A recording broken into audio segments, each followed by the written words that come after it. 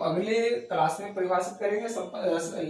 Liberalism जो है, socialism और मार्क्सवादी, ये तीनों को अगले क्लास में हम परिभाषित करेंगे। तो संपन्न समाजवादी, धर्मनिरपेक्ष, ये भी मूल संविधान में नहीं था। समाजवादी भी मूल संविधान में नहीं था।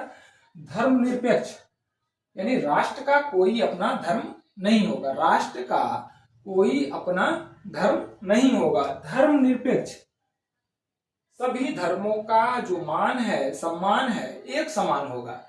धर्मनिरपेक्ष, लोकतंत्रात्मक गणराज्य, लोकतंत्र जहां जनता के द्वारा जो है चुने गए प्रतिनिधित्व जनता के लिए शासन करता है, लोकतंत्र कहलाता है। लोकतंत्रात्मक गणराज्य बनाने के लिए उनके समस्त नागरिकों को, उसके जो नागरिक है, यहाँ जो समस्त नागरिक कहने का तात्पर्य ये हुआ, खास करके अगर मेन रूप से बात करें तो 18 वर्ष से ऊपर, 18 वर्ष से ऊपर मतदाता, ऊपर जो मतदाता है, ये मतदान के अधिकार को प्राप्त कर चुका है, उसका तात्पर्य, उससे मतलब है, ठीक है, 18 वर्ष से ऊपर वाले को, उसके समस्त नागरिकों को सामाजिक, आर्थिक और राजनैतिक, सामाजिक,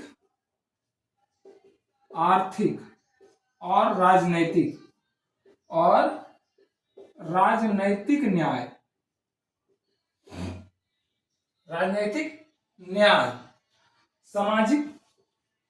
सामाजिक बिना जाति, धर्म, लिंग आदि के आधार पर विभेद को निषेध बताया गया है। फंडामेंटल राइट्स में, फंडामेंटल राइट्स का भी झलक मिलता है प्रस्तावना में। सामाजिक यानी जाति, धर्म, लिंग आदि के आधार पर जो है विभेद को निषेध किया गया है, और निषेध के साथ साथ ये जो सामाजिक न्याय है सबके लिए बराबर होगा। सामाजिक न्याय यानी जो है किसी तरह से विभेद नहीं किया जाएगा। सामाजिक,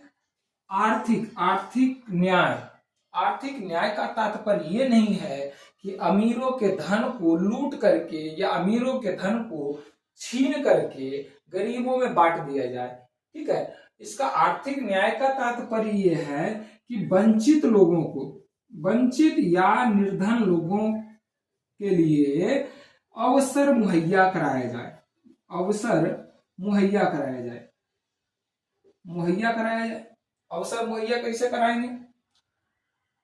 आरक्षण देकर, आरक्षण होता है ना,